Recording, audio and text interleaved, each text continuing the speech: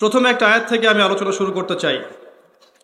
সূরাতুন নাহলের 89 নম্বর আয়াতে আল্লাহ পাক বলেছেন, বা'দা আউযু বিল্লাহি মিনাশ শাইতানির রাজীম, ওয়া নাযালনা আলাইকাল কিতাব তিবয়ানান লিকুল্লি শাই ওয়া হুদাও ওয়া রাহমাতান ওয়া বুশরা লিল মুসলিমিন।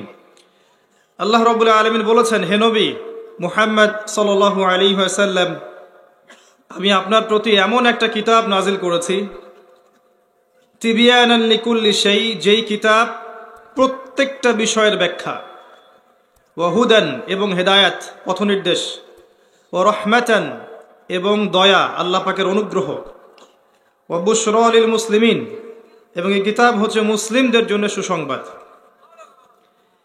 এই আয়াতে আল্লাহ পাক বলছেন যে আমি এমন একটা কিতাব নাজিল করেছি যেই কিতাব প্রত্যেকটা বিষয়ের ব্যাখ্যা এবং হেদায়াত এবং দয়া এবং মুসলিমদের জন্য সুসংবাদ। এই কিতাবটা কোন কিতাব? আল কোরআনুল কারীম। কোরআনুল কারীমের ব্যাখ্যা কি সুন্নত নয়? সুন্নত কি? আল কোরআনের ব্যাখ্যা কি হাদিস নয়? কোরআন এবং হাদিসের মধ্যে আল্লাহ পাক প্রত্যেকটা বিষয়ের ব্যাখ্যা নাজিল করেছেন, এটা আল্লাহ পাকের স্টেটমেন্ট। তার মানে বর্তমান বিশ্বকেও আপনি কোরআন দিয়ে গবেষণা করতে পারবেন। বর্তমান বিশ্বের প্রত্যেকটা সেক্টর, হোক সেটা জিও পলিটিক্স, হোক সেটা ইকোনমি বা অর্থনীতি, হোক সেটা বর্তমান বিশ্বের ফিতনা, হোক সেটা বর্তমান বিশ্বের শিক্ষা ব্যবস্থা, বর্তমান বিশ্বের ধর্মতাত্ত্বিক মতপার্থক্য, বর্তমান বিশ্বের এগিয়ে যাওয়া সায়েন্স অ্যান্ড টেকনোলজি, এর সমাপ্তি, প্রত্যেকটা বিষয়ে কোরআন এবং সুন্নাহর মধ্যে আছে। এটা আল্লাহ পাকের স্টেটমেন্ট। এখন প্রশ্ন হচ্ছে, যদি প্রত্যেকটা বিষয়ে কোরআনে থেকেই থাকে, তাহলে আমরা খুঁজে পাচ্ছি না কেন? কি কারণে আমরা কোরআন এবং সুন্নাহ হাতে থাকার পরেও বর্তমান বিশ্বকে চ্যালেঞ্জ করতে পারছি না? কারণটা কি তাহলে? কারণটা জানতে হলে আমাদেরকে একটা গল্পে যেতে হবে। আপনারা গল্প শুনতে পছন্দ করেন তো? এটা কোনো কিসসা বা উদ্ভট কাহিনী নয়। এটা আল্লাহ রাব্বুল আলামিন সূরাতুল কাহফ এর মধ্যে নাজিল করেছেন। প্রত্যেক জুমার দিন এটা তেলাওয়াত করতে হয়। সুন্নাহ কমপক্ষে প্রথম 10টা আয়াত এবং শেষের 10টা আয়াত মুখস্থ রাখতে হয়। মুখস্থ আছে? কার কার মুখস্থ আছে? হাত তুলেন দেখি। প্রথম 10 আয়াত, শেষের 10 আয়াত। আগামী 1 মাসের মধ্যে সূরা কাহফের প্রথম 10 এবং শেষ 10 আয়াত মুখস্থ করতে হবে। রাজি আছেন? ওয়াদা করছেন? ইনশাআল্লাহ। আল্লাহ কবুল করুন। এই সূরার মধ্যে একটা গল্প আছে, ওই গল্পের দিকে আগে যাই। গল্পটা হচ্ছে নবী মূসা আলাইহিস সালাম এবং খিদর আলাইহিস সালামের গল্প। বক্তব্য একটু মনোযোগের সাথে শুনতে হবে। একটা অংশ মিস করলে পরে ধরতে পারবেন না। নবী মূসা আলাইহিস সালাম একবার খুতবা দিচ্ছিলেন। জনগণের মধ্যে একজন বললেন, আপনি অনেক চমৎকার খুতবা দিয়েছেন, আপনি কি পৃথিবীর সবচেয়ে জ্ঞানী মানুষ? তিনি বললেন, হ্যাঁ, আমি পৃথিবীর সবচেয়ে জ্ঞানী মানুষ। কারণ তিনি এই সেন্স অফ হিউমার থেকে বলেছিলেন যে তার কাছে আল্লাহর পক্ষ থেকে ওয়াহি আসে। কি আসে? আর ওয়াহি যার কাছে আসে সেই তো সবচেয়ে জ্ঞানী হবে, স্বাভাবিক। ওয়াহির চেয়ে জ্ঞানের অন্য কোনো সত্য উৎস আছে? আল্লাহর ওয়াহি, আল্লাহর পক্ষ থেকে যে প্রত্যাদেশ, এর বাইরে কি সত্য মিথ্যার মানদণ্ড আছে? নাই। ওয়াকুলিল হাক্কু মির রাব্বিকুম, আল্লাহ বলেছেন হক তোমার রবের পক্ষ থেকে নাজিল হয়, সত্য তোমার রবের পক্ষ থেকে নাজিল হয়। ফামান শাআ ফালইউমিন ওয়া মান শাআ ফালইয়াকফুর, যার ইচ্ছা হয় স্বীকার করুক, যার ইচ্ছা হয় অস্বীকার করুক। তো নবী মূসা আলাইহিস সালাম বলেছেন যে আমি জ্ঞানী মানুষ। আল্লাহ রাব্বুল আলামিন নবীদের ক্ষুদ্র ক্ষুদ্র ভুলগুলো ধরেন। আল্লাহ রাব্বুল আলামিন নবী মূসা আলাইহিস সালামকে ধরলেন এবং বললেন, আমার অমুক বান্দা আছে যাকে তুমি 2 সাগরের মিলনস্থলে পাবে, মাজমাউল বাহরাইন, 2 সাগরের মিলনস্থলে পাবে, সে তোমার চেয়ে জ্ঞানী মানুষ। এবার মূসা আলাইহিস সালাম যখন জানতে পারলেন তার চেয়েও জ্ঞানী মানুষ আছে, তিনি কাল বিলম্ব করলেন না। তিনি বললেন, যুগ যুগ ধরে যদি সফর করতে হয় তারপরেও সফর করে হলেও আমি তার কাছে যাব এবং জ্ঞান শিখব। আল্লাহ রাব্বুল আলামিন তাকে একটা থলের মধ্যে মাছ নিতে বললেন, এবং এই মাছটা যেখানে গিয়ে জীবিত হয়ে যাবে এবং সাগরে প্রবেশ করবে, এই জায়গায় তুমি আমার সেই বান্দাকে পাবে। তার নাম হচ্ছে খিদির। খিদির মানে হচ্ছে শ্যামল বা সবুজ। বর্ণিত হয়েছে খিদির আলাইহিস সালাম যেখানে বসতেন সেই জায়গাটা শ্যামল হয়ে যেত।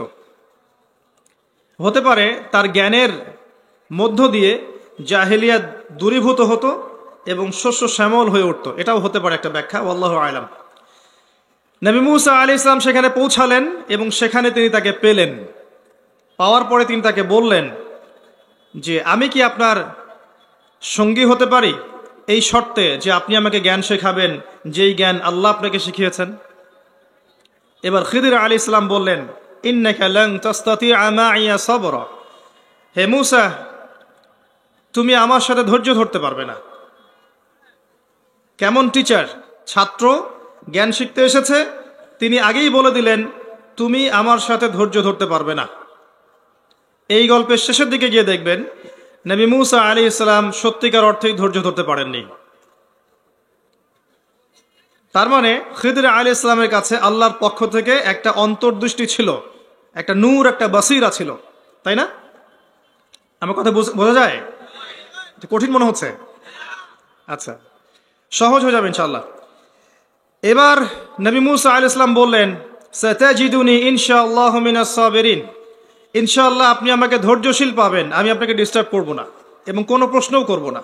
আচ্ছা ঠিক আছে, এখন আমার সাথে চলো। ফানতালাকা, তারা চলতে লাগলেন।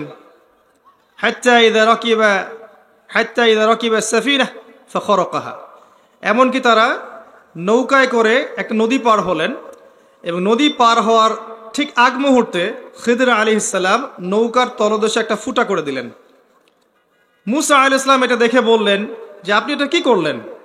এক মাঝি আমাদেরকে বিনা পারিশ্রমিকে নৌকা পার করালো, আপনি সেই নৌকা ফুটা করে দিলেন। লাকাদ, আপনি তো একটা অসঙ্গতিপূর্ণ কাজ করলেন, অর্থটা এমন আর কি। আপনি এটা কি করলেন? যে মানুষটা আমাদেরকে বিনা পারিশ্রমিকে নদী পার করালো, আপনি সেই নৌকাটা ফুটা করে দিলেন। কাজটা কি ঠিক হলো? খিদির আলাইহিস সালাম বলেন, আমি কি তোমাকে বলিনি আলাম আকুল লাক ইন্নাকা লান তাসতাতিআ মা'ইয়া সাবরা, আমি কি তোমাকে বলিনি তুমি আমার সাথে ধৈর্য ধরতে পারবে না? তখন মুসা আলাইহিস সালাম আবার সরি বললেন, ঠিক আছে, এরপরে যদি কোনো প্রশ্ন করি তাহলে আমাকে পাকড়াও করেন, আমি ভুলে গিয়েছিলাম, আমাকে ক্ষমা করবেন। তিনি আবার পথ চলতে লাগলেন। এবার একটা বালককে পাওয়া গেল।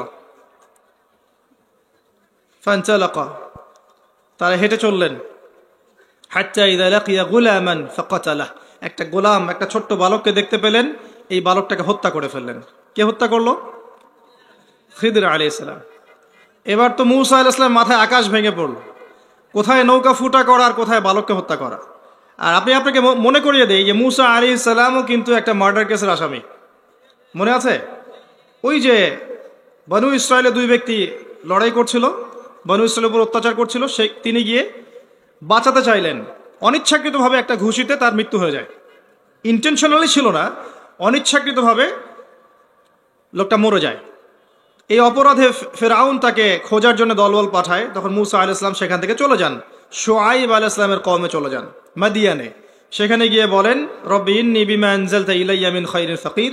আল্লাহ পাক তারপর তাকে শুআইব আলাইহিস সালামের মেয়ের সাথে বিয়ে দেন, সেখানে তিনি থাকতে লাগলেন। এটা অন্য ঘটনা। তো তিনি দেখলেন একটা বাচ্চাকে তিনি হত্যা করলেন। এবার তো তিনি অস্থির হয়ে গেলেন। তিনি বললেন, আপনি এটা কি করলেন? আপনি আরো জঘন্য একটা কাজ করলেন। এবার খিদির আলাইহিস সালাম বললেন, এরপরে যদি তুমি আরেকটা প্রশ্ন করো তাহলে তোমার সাথে আমার চলা হবে না, ঠিক আছে? তিনি বললেন ঠিক আছে। এবার চলতে লাগলেন। চলতে চলতে একটা গ্রাম বা নগরের মধ্যে প্রবেশ করলেন। সেই নগরের জনপদের মানুষরা এমন ছিল যে তারা মেহমানদারি করতে চাইতো না। অনেকটা আমাদের নিউ ইয়র্কের মতো বা এখনকার ঢাকা শহরের মধ্যে এই সুন্নত চলে আসছে, তাই না? মেহমান গেলে বিরক্ত হয় না, তো মেহমানদারি করতে চায় না। তো ঠিক আছে, মেহমানদারি করলেন না, খাবার পানি কিচ্ছু দিলেন না, তারপরেও খিদির আলাইহিস সালাম তাদের ভেঙে যাওয়া একটা দেয়াল নিজের হাতে নির্মাণ করে আগের জায়গায় স্থাপন করলেন, কোনো পারিশ্রমিক ছাড়াই। এবার মূসা আলাইহিস সালাম বললেন যে আপনি চাইলে তো তাদের কাছ থেকে কিছু পারিশ্রমিক নিতে পারতেন, তারা খাবার দিল না, তারা পানি দিল না, ভালো ব্যবহার করলো না, কিন্তু আপনি তাদের উপকার করলেন কোনো পারিশ্রমিক ছাড়াই। এবার খিদর আলাইহিস সালাম বললেন, হাযা ফিরাকু বাইনি ওয়া বাইনাক, এই হলো তোমার আর আমার ফেরাক, পার্থক্য। তবে যাওয়ার আগে আমি তোমাকে বলে দেব যে এই 3টা কাজ আমি কেন করেছিলাম। প্রথম যে কাজটা আমি করেছি, আমি নৌকা ফুটা করেছি। আমি এই কারণে এটা ফুটা করেছিলাম যে এর পিছনে জলদস্যু ছিল, যদি ভালো নৌকা থাকতো সে নৌকাটা হাইজ্যাক করতো, সিজ করতো। এই জন্য আমি তার নৌকা বাঁচানোর স্বার্থে তার নৌকা ফুটা করেছি। বাহ্যিক চোখ দিয়ে তোমার কাছে মনে হয়েছে আমি তার ক্ষতি করেছি, কিন্তু প্রকৃত অর্থে আমি তার উপকার করেছি, ঠিক না?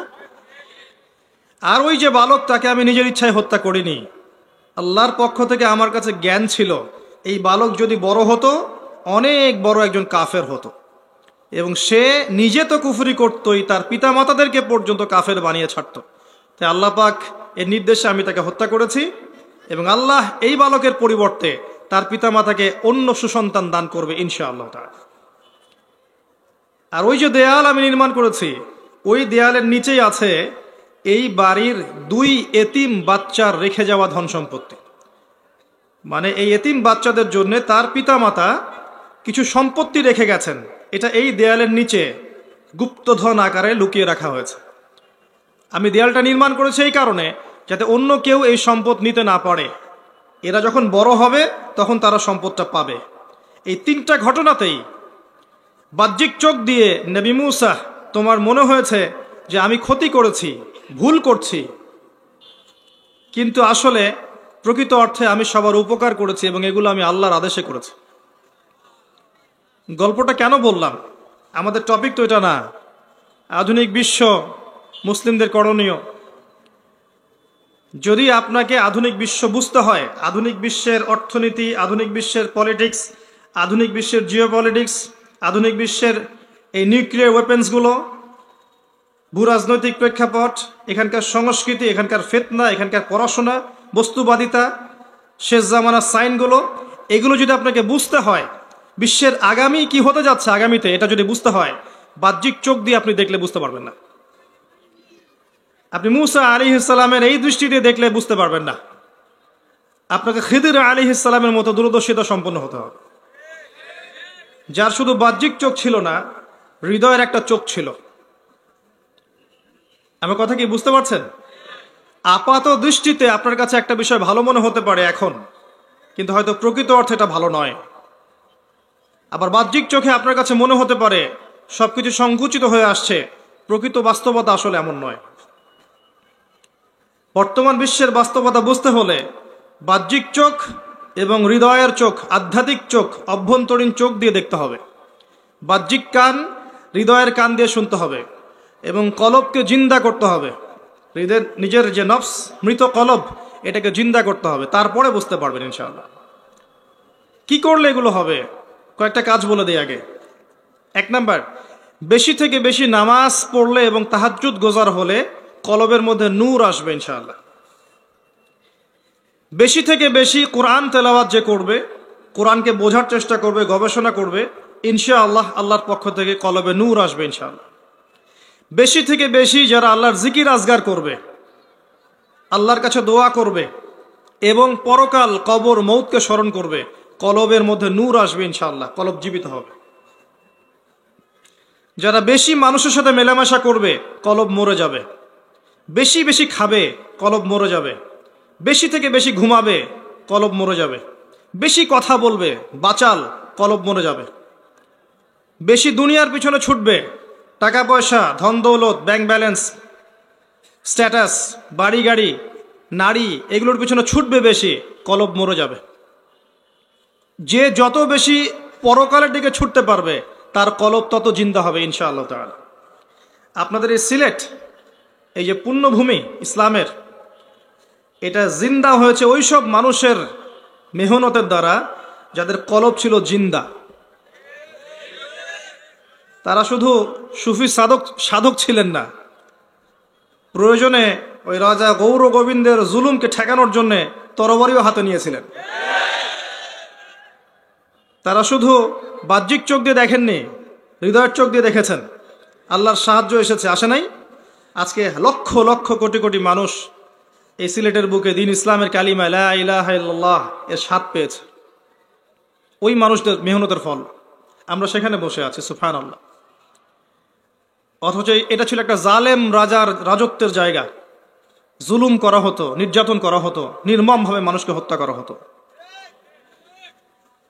তো এই কথাটাকে ভালো করে বোঝেন। বর্তমান বিশ্বকে বুঝতে হলে আপনার বাহ্যিক চোখ যথেষ্ট নয়, বাহ্যিক কান যথেষ্ট নয়, শুধু একাডেমিক পড়াশোনা যথেষ্ট নয়। আল্লাহর পক্ষ থেকে নূরের প্রয়োজন আছে। আর নূর মার্কেটে কিনতে পাওয়া যাবে না। নূর পেতে হলে বিনয়ী হতে হবে, আত্মহমিকা রাখা যাবে না, অহংকার, হিংসা, ঘৃণা, গীবত, তহমতের সংস্কৃতির চর্চা করা যাবে না। বেশি বেশি পরকালকে স্মরণ করা, মৌতকে স্মরণ করা, বেশি থেকে বেশি তেলাওয়াত করা, জিকিরে থাকা, আল্লাহর ধ্যানে থাকা, তাহাজ্জুদে থাকা, আল্লাহর কাছে দোয়ায় থাকা, এগুলোর মধ্য দিয়ে দেখবেন কলবটা জিন্দা হয়ে গেছে ইনশাআল্লাহ। এবার আসেন, 5টা মৌলিক সমস্যা ছিল। 1 নম্বর শিরক, 2 নম্বর মাদক, 3 নম্বর রিবা বা সুদ, 4 নম্বর নারীর অবমাননা, আর 5 নম্বর ছিল গোত্রীয় হানাহানি, দ্বন্দ্ব। এই 5টা জাহেলিয়াত এখনকার বিশ্বের মধ্যে জাজল্যমান। দেখবেন বিশ্বের যেদিকে তাকাবেন শিরক আর শিরক, মুসলিমদের মধ্যেও অমুসলিমদের মধ্যেও। হ্যাঁ, এর বাইরে ইল্লা মাশা আল্লাহ, আল্লাহর তাওহীদপন্থী বান্দারা তো অবশ্যই আছেন। আমি মেজরিটির কথা বলছি। বিশ্বের যেদিকে তাকাবেন মাদক আর মাদক, মাদকের ভেরিয়েশন, সিগারেট থেকে ইয়াবা পর্যন্ত ভেরিয়েশন। যেদিকে তাকাবেন রিবা আর সুদ, সুদের সয়লাব। বিশ্বের যেদিকে তাকাবেন আনাচে কানাচে, একদম ওই ওয়ার্ল্ড ব্যাংক থেকে শুরু করে একদম রুট লেভেল পর্যন্ত, রুট লেভেলের এনজিও পর্যন্ত খালি সুদ আর সুদ। আপনি ওয়ার্ল্ডে যেদিকে তাকাবেন দেখবেন নারীর অবমাননা, নারীর ইজ্জতকে এখন সস্তা বানিয়ে দেওয়া হয়েছে, ওকে পণ্য বানিয়ে দেওয়া হয়েছে। যেদিকে তাকাবেন দেখবেন গোত্রীয় হানাহানি ছিল যেমন জাহিলি যুগে, এখন ওটা বৈশ্বিক হানাহানি, ধর্মীয় হানাহানি, পলিটিক্যাল হানাহানিতে রূপ নিয়েছে। একই সুন্নাহ, কিচ্ছু চেঞ্জ হয়নি। আপনি 2 চোখ দিয়ে দেখেন বর্তমান বিশ্বকে, আপনি ওই মক্কার জাহিলিয়াতের সাথে মিলাতে পারবেন। সমস্ত সুন্নাহ এখনো বিদ্যমান আছে। আমি খালি 5টার কথা বলেছি। আপনি এখনকার বিশ্বকে আসহাবুল কাহাফের ওই যে গুহাবাসী যুবকরা ছিল, ওরা যে সমাজ থেকে চলে গিয়েছিল, ওই সমাজের সাথে মেলাতে পারবেন। ওই সমাজটা ছিল এখনকার বিশ্বের মতো গডলেস ওয়ার্ল্ড। আমি একটার ব্যাখ্যা আসছি একটু পরে। এখনকার বিশ্বকে আপনি ওই মূসা আর ফেরাউন, ওই ফেরাউনের শাসনের সাথে মেলাতে পারবেন। এখনকার বিশ্বকে আপনি নমরুদের শাসনের সাথে মেলাতে পারবেন। এখনকার বিশ্বকে আপনি সেই আদ আর সামুদ জাতির উদ্ধত আচরণের সাথে মেলাতে পারবেন। কোরআনের পাতায় পাতায় যাদের কথা আছে, প্রত্যেকটা কাহিনীতে আপনি বর্তমান বিশ্ব খুঁজে পাবেন যদি 2 চোখ দিয়ে দেখেন। আসেন বিশ্বের শিক্ষার দিকে আসেন। বিশ্বের একটা অংশ মিস্টিরিয়াসলি, রহস্যজনকভাবে এমনভাবে রাইজ করেছে সারা ওয়ার্ল্ডের মধ্যে, যে সারা ওয়ার্ল্ডের প্রতিটা আনাচে কানাচে সে তার রাজত্ব এবং দৌরত্ব স্থাপন করেছিল। এটা হচ্ছে ইউরোপিয়ান সিভিলাইজেশন বা পশ্চিমা সভ্যতা। এটা এমনভাবে হঠাৎ করে রাইজ করেছে, এবং রাইজিংটা ছিল সায়েন্টিফিক্যালি, টেকনোলজিক্যালি রেভলিউশন, এবং তাদের ওই ক্ষমতা, ওই পাওয়ারকে তারা পুরো বিশ্বকে ডমিনেট করার কাজে ব্যবহার করেছে। বিশ্বের প্রতিটা জায়গা তারা কলোনাইজ করেছিল। ইভেন আমাদের এই জায়গাও তারা কলোনাইজ করেছিল। এবং তারা ততক্ষণ পর্যন্ত সরে যেত না যতক্ষণ তাদের কিছু ফটোকপি সেখানে রেখে না যেতে পারত। আমার কথা বুঝতে পারেন? তাদের ফটোকপি রেখে তারা সেখান থেকে চলে যেত, পুরোপুরি কখনো লিভ করতো না। তারা একটা শিক্ষা দর্শন দিয়ে গেছে বিশ্বকে। কি দর্শন? পরীক্ষা নিরীক্ষা, যুক্তি, বিজ্ঞান, দর্শন, এগুলোর মানদণ্ডে যা উতরে আসবে এটাই হচ্ছে জ্ঞান। এটা ওদের দর্শন। পরীক্ষা নিরীক্ষা, পর্যবেক্ষণ, যুক্তি, বিজ্ঞান, দর্শন দিয়ে যা প্রমাণ করতে পারবেন সেটাই জ্ঞান, তারই অস্তিত্ব আছে, বাকি কোনো কিছুর অস্তিত্ব নাই। এই জন্যে, ঠিক এই কারণেই এই এপিস্টিমোলজিক্যাল কারণেই তারা আল্লাহয় বিশ্বাস করবে না, মালাইকায় বিশ্বাস করবে না, জিন জাতিতে বিশ্বাস করবে না, সত্য স্বপ্নে বিশ্বাস করবে না, তারা রূহ বা আত্মায় বিশ্বাস করবে না, কবরের আযাবে বিশ্বাস করবে না, জান্নাত জাহান্নামে বিশ্বাস করবে না, তারা মিজান পুলসিরাতে বিশ্বাস করবে না, ডান হাতে আমল নামে বিশ্বাস করবে না। বিকজ এই বিষয়গুলোকে আপনি ল্যাবরেটরিতে বসে পরীক্ষা নিরীক্ষা, যুক্তি, বিজ্ঞান, দর্শন দিয়ে প্রমাণ করতে পারবেন না। কথা বুঝতে পারছেন? এটা হলো ওদের জ্ঞানতাত্ত্বিক দর্শন। অ্যাজ এ মুসলিম আপনার দর্শন হচ্ছে যালিকাল কিতাব লা রাইবা ফিহি হুদাল লিল মুত্তাকিন আল্লাযীনা ইউমিনুনা বিল গায়বি। মুত্তাকি কারা? যারা গায়েবে বিশ্বাস করে। আপনার আল্লাহকে আপনি দেখেননি, আপনি আপনার রাসূলকেও দেখেননি, আগের রাসূলদেরকে তো দেখেনই। আসমানি কিতাবগুলো আগেরগুলো দেখেন নাই, আপনি তাকদীর দেখেননি, পরকাল দেখেননি, জান্নাত জাহান্নাম দেখেন নাই, মিজান পুলসিরাত দেখেননি, কবরের আযাব দেখেননি, রূহ দেখেন নাই, জিন জাতি দেখেননি। এগুলোকে কি আপনি বিশ্বাস করবেন? বিশ্বাস করবেন? যদি বর্তমান বিশ্বের শিক্ষা দর্শনে আসেন আপনি, তাহলে আপনি যদি এগুলোতে বিশ্বাস করেন, তারা আপনাকে বলবে আপনি মৌলবাদী। আমার কথা কি বুঝতে পারছেন? তার একটা শব্দ বের করে নিয়েছে, কারণ এগুলো মৌলিক বিষয়, এগুলো হচ্ছে ধর্মতাত্ত্বিক বিষয়। এগুলো যারা ধর্মীয় ধর্মান্ধ ব্যক্তি, যারা তাদের ভাষা মতে ধর্মান্ধ ব্যক্তি যারা, তারা এগুলোতে বিশ্বাস করবে। আমরা তো সায়েন্টিফিক জাতি, আমরা টেকনোলজিক্যাল রেভলিউশনে বিশ্বাস করি, আমরা পরীক্ষা নিরীক্ষা, যুক্তি, বিজ্ঞান, দর্শনে বিশ্বাস করি। আমাদের সাথে এইসব মিজান পুলসিরাত, জিন জাতি, রুহের কি সম্পর্ক? এবং এই শিক্ষা দর্শনে সারা বিশ্বের শিক্ষা ব্যবস্থা চলছে জানেন, এবং মুসলিমদের শিক্ষা ব্যবস্থা এভাবেই চলছে। এর বাইরে গিয়ে হয়তো আপনি মাদ্রাসা শিক্ষা শিখছেন, ইসলামী শিক্ষা শিখছেন, সেটা স্বতন্ত্র শিক্ষা ব্যবস্থা, কিন্তু ওয়ার্ল্ড ওয়াইড গ্লোবাল শিক্ষা এবং জ্ঞানতাত্ত্বিক দর্শন এটাই।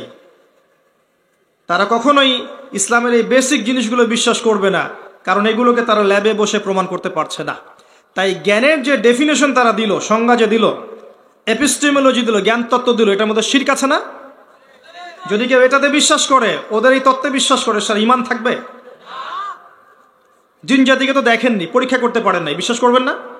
তাহলে কোরআনে সূরা জিন বলে একটা সূরা আছে, এটা মিথ্যা?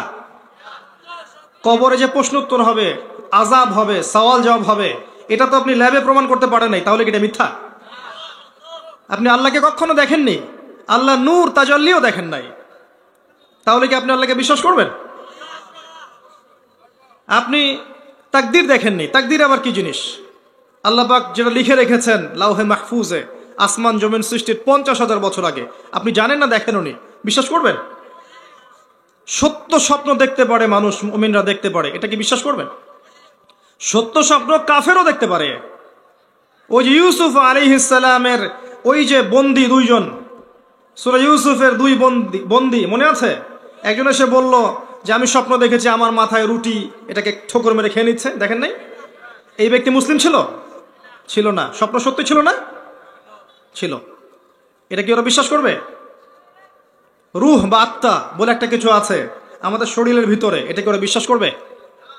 এই যে বেসিক জিনিসগুলো, মৌলিক বিষয় দিনের, সবই গায়েব, অদৃশ্যে বিশ্বাস।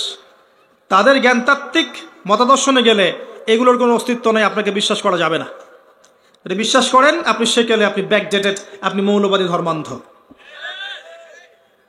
আর যদি আপনি বিশ্বাস না করেন, তাহলে আল্লাহর বিধান অনুযায়ী আপনি আর মুমিন থাকতে পারছেন না, কাফের হয়ে যাচ্ছেন। এখন চয়েস ইজ ইয়োর্স, আপনি সিদ্ধান্ত নেবেন কোন দিকে আপনি যাবেন। আমি শুধু ব্যাখ্যা করছি। এটা হলো বর্তমান পুরো ওয়ার্ল্ডের জ্ঞান দর্শন বা এপিস্টিমোলজি, জ্ঞানতাত্ত্বিক দর্শন। কখনো ভেবেছেন এটা নিয়ে? এই হচ্ছে জ্ঞান দর্শন এখনকার। এবং এর উপর ডিপেন্ড করে এই বৈজ্ঞানিক আবিষ্কার, ল্যাবরেটরি, আপনার ফিজিক্স, এই কেমিস্ট্রি, বায়োলজি, কত সাবজেক্ট লঞ্চ করা হয়েছে, এবং এগুলো আপনাকে চাক্ষুষ জ্ঞানে বিশ্বাস করাচ্ছে। এর বাইরে কিছু থাকলে অ্যাজ এ মুসলিম আপনি হয়তো বিশ্বাস করছেন না, আল্লাহ যেহেতু বলেছেন সত্যি, কিন্তু মন থেকে কেন সাউন্ড আসছে না, মনে হচ্ছে হয়তো ওদের কথাই সত্য।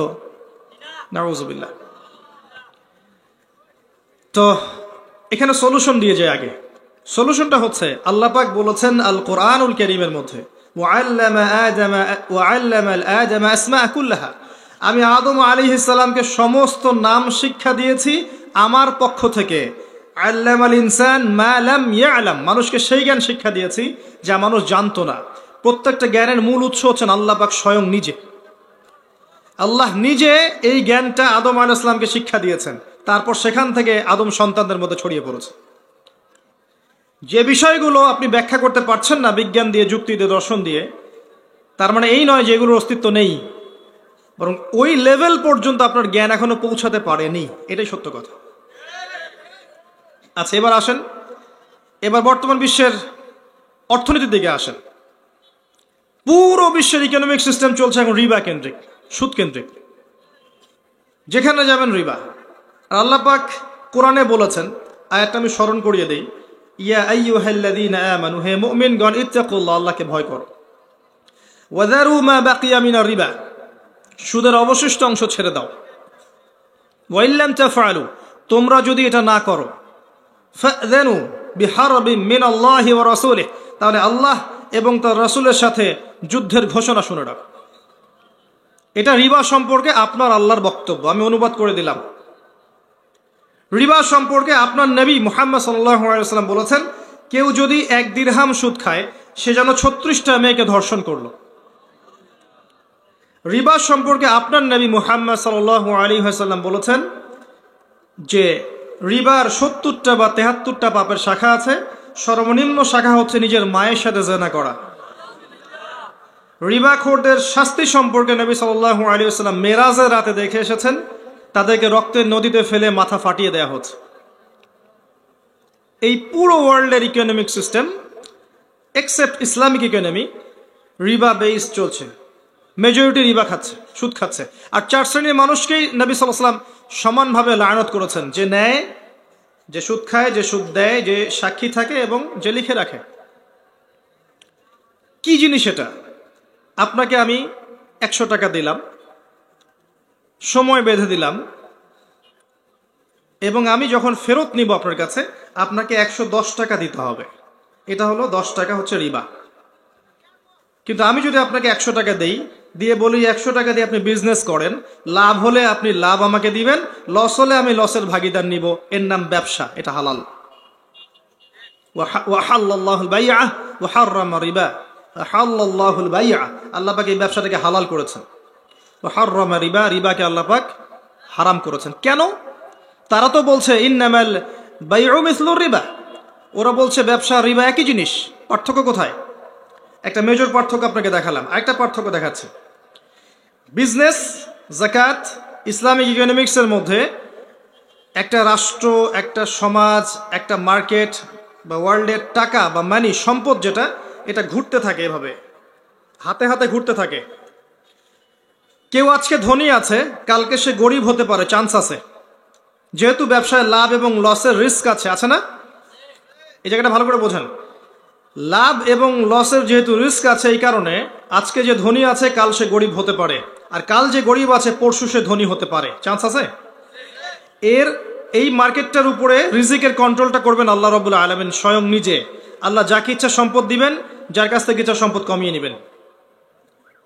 আল্লাহ যার জন্য ইচ্ছা রিজিক সংকুচিত করেন, যার জন্য ইচ্ছা প্রসারিত করেন। বলেছেন না আল্লাহ কোরআনে, যখন ব্যবসা চলবে, ইসলামিক ইকোনমিক্স চলবে, মানি ঘুরতে থাকবে এভাবে।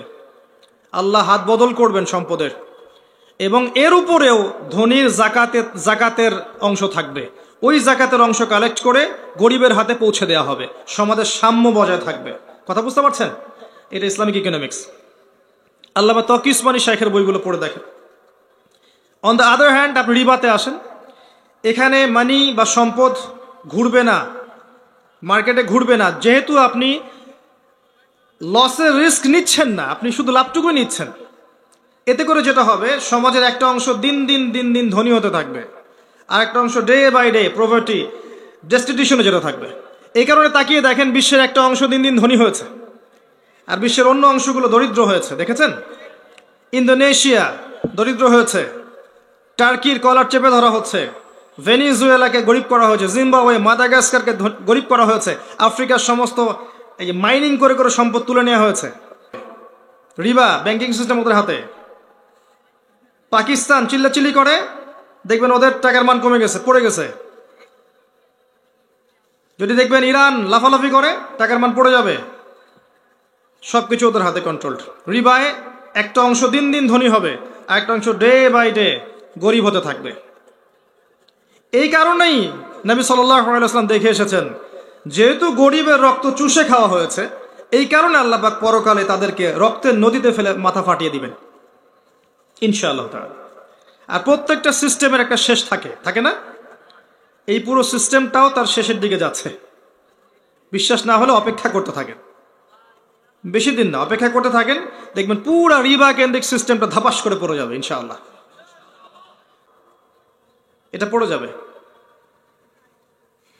তো এই যে সিস্টেমটা, এটা আপনাকে অর্থ সম্পদ ঘুরতে দিবে না, এটা সার্কুলেট করতে দিবে না। ফলে এর উপরে আল্লাহ পাক কোনো কন্ট্রোল করবেন না, আল্লাহ ছেড়ে দিবেন নিজের হাতে। যাও, তুমি আল্লাহর সাথে গাদ্দারি করেছো, তুমি নবীর অবাধ্য হয়েছো, তুমি আল্লাহ এবং তার রাসূলের সাথে যুদ্ধ করেছো, তোমাকে তোমার নিয়তির উপর ছেড়ে দিলাম, যাও। এর ফলে দেখবেন আস্তে আস্তে ধ্বংস নেমে আসবে। শোনেন, যখন একটা অংশ গরিব হয়ে যায়, তারাও কিন্তু চুপ করে বসে থাকে না। যখন জুলুম হতে থাকে, এক পর্যায়ে কিন্তু ওই মাজলুমরা বিদ্রোহী হয়ে ওঠে না? ঠিক এই কারণেই ওই যে চায়না এবং রাশিয়ায় সোভিয়েতের সময় রেভলিউশন হয়েছিল না, মনে আছে? যে সবাই একরকম খাবার খাবে, সবার টাকা পয়সার মান সমান হবে, যে কমিউনিজম, যে রেভলিউশনটা হয়েছিল, এটা কিন্তু এই জুলুমের ফলেই হয়েছিল, এমনি হয়নি। সবচেয়ে আশ্চর্যজনক বিষয় হচ্ছে, সেই মতাদর্শের উপর ভিত্তি করে এখন চায়না রাশিয়া ডেভেলপ করেছে। এই হলো আপনার ওয়ার্ল্ডের ইকোনমি এখন। এরপরে আরো বিষয় আছে। এরপরে আরো বিষয় হচ্ছে, আপনি জাকাতটাকে আস্তে আস্তে সরিয়ে দিয়েছেন, ব্যক্তিগতভাবে জাকাত দিচ্ছেন। আপনি কি ইউনাইটেডলি জাকাত দিচ্ছেন? জাকাত যে দেওয়া লাগে এটাও কি অনেকে জানে? কেউ জানে? আবু বকর সিদ্দিক রাদিয়াল্লাহু আনহু জাকাত অস্বীকারীদের বিরুদ্ধে যুদ্ধ করেছিলেন। আমাদের মুসলিমদেরকে শেখাতে হয় যে কালিমার পরে নামাজ, তারপর জাকাত। কতজন মানুষ জাকাত দেয় বলেন দেখি? জাকাত এমনও ব্যক্তি আছে বাংলাদেশে, এই ওয়ার্ল্ডে, সারা বিশ্বে, যাদের জাকাত যদি কালেক্ট করা হয়, এক একজনের জাকাত দিয়ে এক একটা গ্রামের সমস্ত মানুষকে খাওয়ানো সম্ভব। কথা বুঝতে পারে না? এমনও মানুষ আছে যাদের জাকাত এত হিউজ পরিমাণ আসবে যে আপনি পুরো একটা লোকালিটির দায়িত্ব নিতে পারবেন। যদি প্রত্যেক বছর সঠিক নিয়ম অনুযায়ী মুসলিমদের জাকাত আদায় করা হতো, তাহলে আপনি রাষ্ট্রের উন্নয়ন, আপনার সমাজের উন্নয়ন, আপনার বেকারত্ব দূরীকরণ, নতুন নতুন প্রজেক্ট বাস্তবায়ন, আপনার এই নারীর সমস্যাগুলো দূরকরণ, পতিতালয়গুলোকে ভেঙে দিয়ে ওইসব নারীদের ভালো কোনো ব্যবস্থা করা, সমস্ত কাজ আপনি করতে পারতেন শুধু জাকাতের অর্থ দিয়েই। কিন্তু কে বুঝাবে মুসলিমদেরকে এখন এগুলা? আর এগুলো নিয়ে কথা বলবেই বা কে? কারণ আমাদের তো এখন অনেক ইস্যু আছে কথা বলার। আমাদের ইখতিলাফপূর্ণ মাসআলাগুলো আছে না, এইগুলো নিয়ে কথা বলেই তো সময় পাওয়া যায় না। ইকোনমি, এডুকেশন, জিওপলিটিক্স, এগুলো আবার কি জিনিস? এগুলো নিয়ে পরে দেখা যাবে এগুলো। আচ্ছা, তো মূল সমস্যাগুলো হচ্ছে রিবা, প্রতারণাপূর্ণ অর্থনীতি, বোগাস মনিটারি সিস্টেম। এগুলো দিয়ে দেখবেন দরিদ্র সম্পদ চুষে নেওয়া হয়েছে, বিশ্বের একটা অংশ দিন দিন রিচ করেছে, এবং এটার পতন হবে ইনশাআল্লাহ সামনে। আল্লাহ কিভাবে করবেন আল্লাহ জানেন, আমরা জানি এতটুকু হবে ইনশাআল্লাহ আযজা ওয়া জাল্লা। আপনি ওয়ার্ল্ডের দিকে তাকান, ওয়ার্ল্ডের সংস্কৃতির দিকে তাকান। এবার সারা ওয়ার্ল্ডের স্পেশালি যুবকদেরকে দেখেন, যুবতীদেরকে দেখেন। এই জায়গাটুকু মনোযোগ দেন যুবক ভাইরা। সারা ওয়ার্ল্ডের যুবক যুবতীদের দিকে তাকান। তাদেরকে প্রথমত জীবনের উদ্দেশ্য থেকে সরিয়ে দেওয়া হয়েছে। তাদের মধ্যে বেশিরভাগ মানুষ এখন নিজেদের জীবনের উদ্দেশ্য সম্পর্কে সচেতন নয়, এবং স্পেশালি মুসলিমদের ইয়াং জেনারেশন সচেতন নয়। তাদেরকে দুনিয়াবি সাফল্যের পিছনে ছোটানো হচ্ছে, বস্তুবাদীদের পিছনে ছোটানো হচ্ছে, বোঝানো হচ্ছে যে আপনাকে একটা বড় বাড়ি করতে হবে, গাড়ি করতে হবে, টাকা পয়সা আর্ন করতে হবে, জমি জমা করতে হবে, ব্যাংক ব্যালেন্স করতে হবে, স্ট্যাটাস বাড়াতে হবে, এটাই আপনার জীবনে প্রতিষ্ঠিত হওয়ার মূল মানদণ্ড, তাই না? এটা বোঝানো হচ্ছে, এবং সবাই এটা হজম করে ফেলেছে। কিন্তু এটা কিন্তু সবাই হজম করে ফেলেছে। আমরা জানি এটাই জীবনে কিছু করতে হবে, নিজের পায়ে দাঁড়াতে হবে, এই জিনিসগুলো চাই আমার। এটা পেতে গিয়ে যদি দিনকে আমাকে অ্যাভয়েড করতে হয়, কম নামাজ পড়তে হয়, দাড়ি নাও রাখতে হয়, টাকু নিচে কাপড় পরতে হয়, কোনো সমস্যা নেই, সমস্যার কিছু নেই। এরকম সেন্টিমেন্ট তৈরি হয়ে গেছে আমাদের আর কি। আবার অ্যাট দ্য সেম টাইম এই যুব সমাজদের একটা অংশকে দেখবেন আপনি অহেতুক কিছু পড়াশোনার পিছনে ব্যস্ত রাখা হয়েছে, সময়ের অপচয়ের পিছনে ব্যস্ত রাখা হয়েছে, মাদক দ্রব্যকে সহজলভ্য করে দেওয়া হয়েছে। এবং আপনি প্রচুর যুবককে দেখবেন যারা মাদকাসক্ত, এদেরকে দেখবেন আপনি পর্নোগ্রাফিতে আসক্ত রাখা হয়েছে।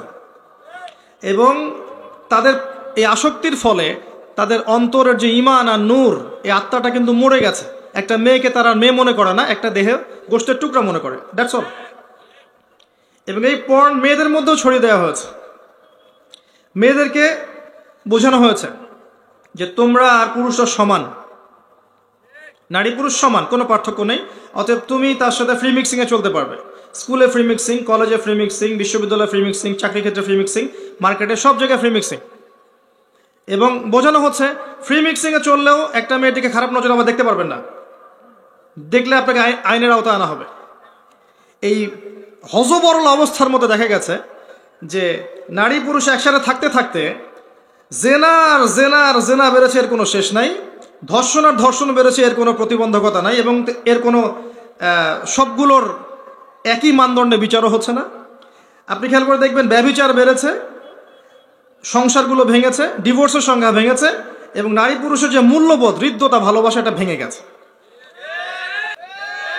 এর ফলশ্রুতিতে হারাম অ্যাফেয়ার্স বেড়েছে, জেনা বেড়েছে, বিবাহ বিচ্ছেদ বেড়েছে, ডিভোর্স বেড়েছে, আপনার পরকীয়া বেড়েছে, ধর্ষণ বেড়েছে। এগুলোর আলটিমেট বিচার কিন্তু করা সহজ নয়, কারণ কাঠামো ভেঙে গেছে। এখন আপনাকে দেখাচ্ছি এই যে এডুকেশনাল শির্ক কি এখান থেকে উৎপত্তি হয়েছে না ওই দিক থেকে? ওই দিক থেকে। এই অর্থনৈতিক শির্ক এর মূল বেস কি এই দিক থেকে না ওই দিক থেকে? আপনার এই যে পর্নোগ্রাফি, মাদকের পুরো সয়লাভ, আপনার এই যে free mixing, feminist revolution, economic sanction, যত বিষয়গুলো আছে এগুলো কোত্থেকে আসছে? পৃথিবীর একটা অংশ থেকে এসেছে, এবং এই অংশটাই সারা ওয়ার্ল্ডকে এখন রুল করতে চায়। এবার আসেন আপনি ওয়ার্ল্ডের দিকে, এই অংশটা সারা বিশ্বকে রুল করতে চায় প্রত্যেকটা সেক্টরে। এদের মধ্যে এখন দুটো গ্রুপ আছে। কয়টা গ্রুপ?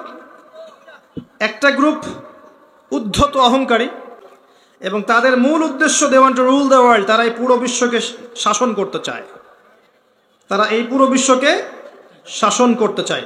এর অপোজিশনে দেখবেন অমুসলিমদের একটা গ্রুপ আছে যারা ওদের মতো উদ্ধত অহংকারী নয়। তাদের মধ্যে দেখবেন চায়না আছে, রাশিয়া আছে, উত্তর কোরিয়া আছে, ভেনিজুয়েলা আছে, এরা আছে, ইরান আছে। এরা আরেকটা কন্টিনেন্ট,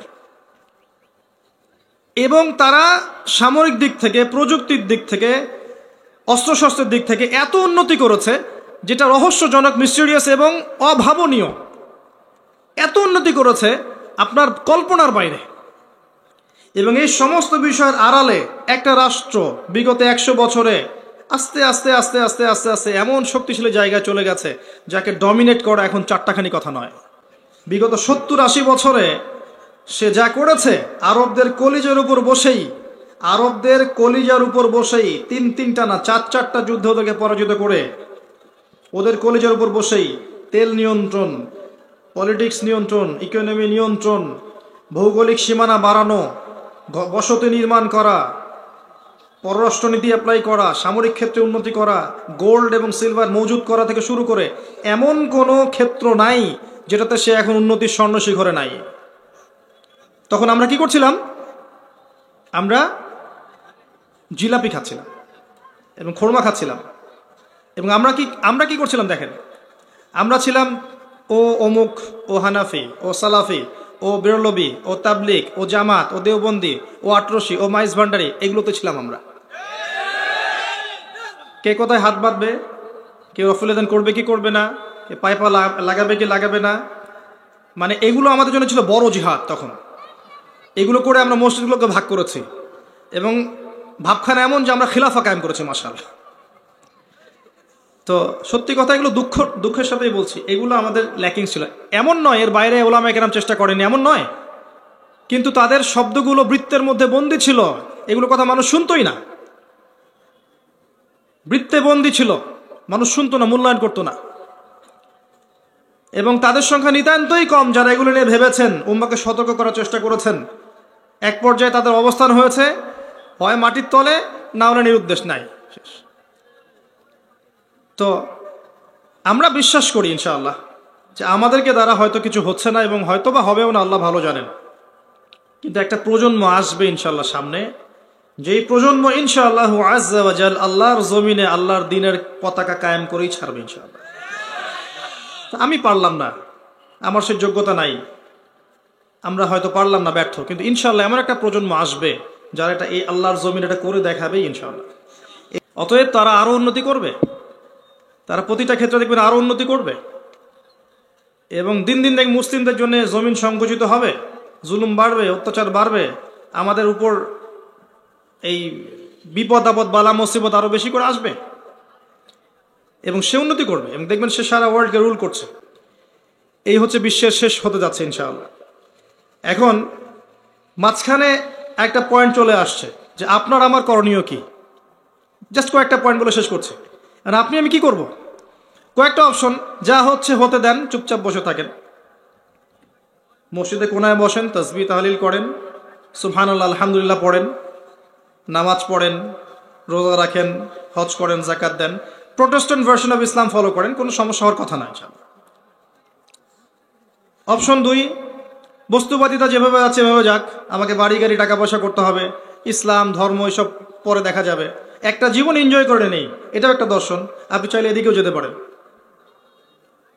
আরেকটা দর্শন হচ্ছে আপনি ইসলাম পরিপূর্ণরূপে ফলোও করবেন, পরিবারেও প্রতিষ্ঠা করবেন, আপনার সাধ্য অনুযায়ী জান মাল সময় শ্রম দিয়ে আপনি ইসলামটাকে এগিয়ে নেবেন, যাতে আগামী দিনগুলোতে পরবর্তী প্রজন্মের জন্য ওই চ্যালেঞ্জ ফেস করাটা সহজ হয়। কোনটা আপনি বেছে নেবেন?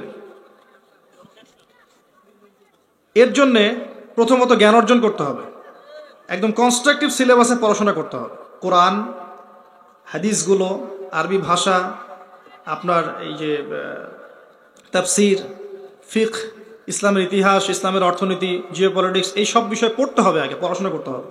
পড়াশোনা না করলে আপনার দুই চোখ কখনোই খুলবে না, এটা 1 নম্বর নসিহত। 2 নম্বর হচ্ছে জানা অনুযায়ী অবশ্যই অবশ্যই আমল করতে হবে। যারা বেআমল জ্ঞানী মানুষ, তাদের কিন্তু কথায় তাসির হয় না, তাদের দ্বারা সমাজ কখনো পরিবর্তিত হয় না। অতএব আমল করতে হলে আমাকে রাসূল সাল্লাল্লাহু আলাইহি ওয়াসাল্লামের সুন্নাহ মেনে চলতে হবে। পারবো না ইনশাআল্লাহ? 24 ঘন্টা সুন্নাহ ফলো করার চেষ্টা করতে হবে, এবং তাকে এমন একজন ব্যক্তির মতো আমাকে গ্রহণ করতে হবে যে জীবন দিয়ে দিলেও তার সুন্নাহ বা আদর্শ কখনো ছেড়ে দিবেন না। এটা হওয়া উচিত। আর কি করা যেতে পারে? আমরা হালাল অর্থনীতির চেষ্টা করতে পারি। হালাল খাবেন, হালাল পড়বেন, হারামে যাবেন না, সুদ ঘুষ দুর্নীতি আত্মসাৎ থেকে দূরে থাকেন, না খেয়ে থাকেন তাও হারামে যায়েন না, এটা এক নসিহত। আর কি থাকতে পারে? আপনার পরিবারের আদর্শটা গড়ে তোলেন, আগে একটা ইউনাইটেড পরিবার গড়ে তোলেন। পরিবারগুলো এখন বিভক্ত হয়ে গেছে। হৃদ্যতা ভালোবাসাপূর্ণ ইসলামিক পরিবার, যেখানে তাওহীদ থাকবে, সুন্নত থাকবে, হালাল রিজিক থাকবে, তালিম থাকবে, পর্দা থাকবে, সবার সম্মান দেওয়ার মানসিকতা থাকবে, যেখানে বস্তুবাদিতা থাকবে না, শিরিক থাকবে না, বেদাত থাকবে না, কুফর থাকবে না, এমন একটা পরিবার গঠন একক গড়ে তোলেন। পারবেন না ইনশাল্লাহ? এরপর কি করা যেতে পারে? এরপর আমাদের উচিত পরবর্তী জেনারেশনটাকে মানুষ করা। 2টা জেনারেশনের দিকে ফোকাস করা উচিত, এই ইয়াং জেনারেশন এবং পরের বাচ্চাদের জেনারেশন। যারা বয়স হয়ে গেছে আপাতত তাদের কথা ভুলে যান, এই 2টার দিকে তাকান, ফোকাস করেন। এর সাথে মেয়েদের দিকে তাকান, আমাদের বোনদের দিকে তাকান, এই 3টা জেনারেশনের দিকে ফোকাস করেন। তাদেরকে সঠিক সিলেবাসে পড়াশোনা করান, আমল করান, তাদের হতাশা দূর করার চেষ্টা করেন, জীবনের উদ্দেশ্য বোঝান, তাদেরকে আল্লাহর জন্য কাজ করতে শেখান, তাদের জীবনটাকে আল্লাহর জন্য বিলিয়ে দেওয়ার মানসিকতা তৈরি করতে শেখান। আপনার সন্তানদেরকে সঠিক প্যারেন্টিং দেন, ইসলামিক প্যারেন্টিং দেন, ভালো খাবার খাওয়ান, ভালো পরিবেশে বড় করেন, ভালো স্কুলে দেন, ভালো কলেজে দেন, ভালো মাদ্রাসায় দেন, মানুষের মতো মানুষ রূপে গড়ে তোলেন। এটা চ্যালেঞ্জ একটা, কারণ বাচ্চাদেরকে নষ্ট করার পুরো প্ল্যান ওরা করে ফেলেছে, বাচ্চাদেরকে নষ্ট করার পুরো প্ল্যান তারা করে ফেলেছে। এরপরে আর কি করতে পারেন? আরেকটা কাজ ইম্পর্টেন্ট, আপনাকে আল্লাহ পাক যে প্রতিভা দিয়েছেন, আপনার জান মাল সময় শ্রম, আপনি বলতে পারলে বলেন, লিখতে পারলে লিখেন, আপনি ইউনাইটেড করতে পারলে করেন, আপনি যা পারেন কলাম লিখেন, বই লিখেন, কিছু বলেন, অনলাইনে কাজ করেন, অফলাইনে কাজ করেন, দাওয়াতের মেহনত করেন, আল্লাহর পরে সময় দেন, যেটা আপনাকে আল্লাহ পাক প্রতিভা দিয়েছেন, সম্পদ থাকলে সম্পদ দিয়ে, সময় থাকলে সময় দিয়ে, মেধা থাকলে মেধা দিয়ে, শ্রম থাকলে শ্রম দিয়ে আপনি দিনটাকে এগিয়ে নেন, দিনের খেদমত করার চেষ্টা করেন। আপনার ছোট ছোট খেদমত ইনশাআল্লাহ দেখবেন পরকালে অনেক বড় জাযা আপনি পাবেন, এবং ইসলাম এই ছোট ছোট খেদমতের বলে এগিয়ে যাবে ইনশাআল্লাহ তাআলা। আর দুটা কথা বলে শেষ করছি। সাস্টেইনেবল সম্পত্তি করেন, এমন কোন জায়গায় সম্পদ ফেলে রাখবেন না যেটা নষ্ট হয়ে যাওয়ার আশঙ্কা আছে। সাস্টেইনেবল সম্পত্তি করতে শেখেন। এটা যারা ইকোনমিক্স বোঝেন তাদেরকে জিজ্ঞাসা করে নেবেন যে কোন কোন সেক্টরে আমি ইনভেস্ট করলে আমার সম্পদটা স্থায়ী রূপ লাভ করবে, পড়ে যাবে না, ধসে যাবে না, নষ্ট হয়ে যাবে না। জমি কিনে রাখতে পারেন, ফর এক্সাম্পল। গোল্ড এবং সিলভারে রাখতে পারেন, এক্সাম্পল। আপনি চাইলে ব্যবসা ইনভেস্ট করতে পারেন। যেগুলো সাস্টেইন করবে, যেগুলোর মান পড়বে না, বাড়বে, এরকম জায়গায় আপনি সম্পত্তি রাখার চেষ্টা করেন, লাভবান হবেন ইনশাআল্লাহ। আদারওয়াইজ আপনি লস করবেন। বিশ্ব ওইদিকে এগিয়ে যাচ্ছে, আপনি লস করতে পারেন। তখন মেইল করবেন না যে ভাই কি করব এখন। নসিহত। আর একটা পয়েন্ট বলছি, শেষ করছি, লাস্ট পয়েন্ট। এটা আমি চিন্তা করতে করতে এসেছিলাম। খাবারের ব্যাপারে সচেতন থাকেন। ম্যানুফ্যাকচার ফুডগুলো ত্যাগ করেন, হোমমেড ফ্রেশ খাবারগুলো খান। খাবারের মধ্য দিয়ে আপনার সৌর্যবীর্য, শারীরিক মানসিক যে ক্ষমতাগুলো আছে এগুলো ডে বাই ডে ডিসক্রিজ করছে, নষ্ট হচ্ছে, আপনি বুঝতে পারছেন। খাবারের ব্যাপারে সচেতন থাকেন, আদর্শ পরিবার গড়েন, শারীরিক কসরত করেন, ফিজিক্যালি স্ট্রং থাকেন, হালাল রিজিক খান, পড়াশোনা করেন, জানা অনুযায়ী আমল করেন, দিনের জন্য মেহনত করেন, কাজ করেন। ইনশাআল্লাহ দেখবেন ইনশাআল্লাহ আজ্জা ওয়া জাল সবার ছোট ছোট মেহনতগুলো যখন একসাথে হবে এবং উম্মাহকে যখন আমরা ঐক্যবদ্ধ করার চেষ্টা করব, সবাইকে ভাই মনে করব, সবাইকে মুসলিম ভাই মনে করব, সবার ভালোটুকু নিব, খারাপটা ছেড়ে দিব, দেখবেন ইনশাআল্লাহ ক্ষুদ্র ক্ষুদ্র প্রচেষ্টাগুলোই আগামীতে দিনের বড় বিজয় নিয়ে আসবে ইনশাআল্লাহ আজ্জা ওয়া জাল। যেভাবে আপনাদের এই অঞ্চলে জুলুম, কুফর, শিরিক, জাদুগ্রস্ততা এগুলো দূর করে এই শাহজালাল রাহিমাহুল্লাহ তার এই 360 জন মুজাহিদ তারা যেভাবে এই জমিনটাকে পবিত্র করেছেন, এখানে ইসলামের পতাকা উড়িয়েছেন, ঠিক একই সুন্নত দেখবেন ইনশাআল্লাহ আগামীতেও আল্লাহ রাব্বুল আলামিন বাস্তবায়ন করবেন। সারা বিশ্বের এই কুফর এবং শিরিক এবং জুলুম, অত্যাচার, রাহাজানি দূর হয়ে ইনশাআল্লাহ দেখবেন কালিমার পতাকা বিশ্ব উড়বেই ইনশাআল্লাহ আজ্জা ওয়া জাল। মাঝখানের এই সময়টুকুতে আমাদেরকে অধ্যবসায়ের সাথে, ধৈর্যের সাথে, মধ্যম পন্থায়, চরমপন্থী না হয়ে, উগ্রপন্থী না হয়ে এবং শৈথিল্যবাদী না হয়ে দেশকে, রাষ্ট্রকে, উম্মাকে, আমাদের পরিবারকে, সমাজকে এগিয়ে নিতে হবে। আল্লাহ পাক আমাদের সবাইকে তৌফিক লাভে ধন্য করুন, আমিন। আমরা পারবো না ইনশাআল্লাহ? ইনশাআল্লাহ আজ্জা ওয়া জাল।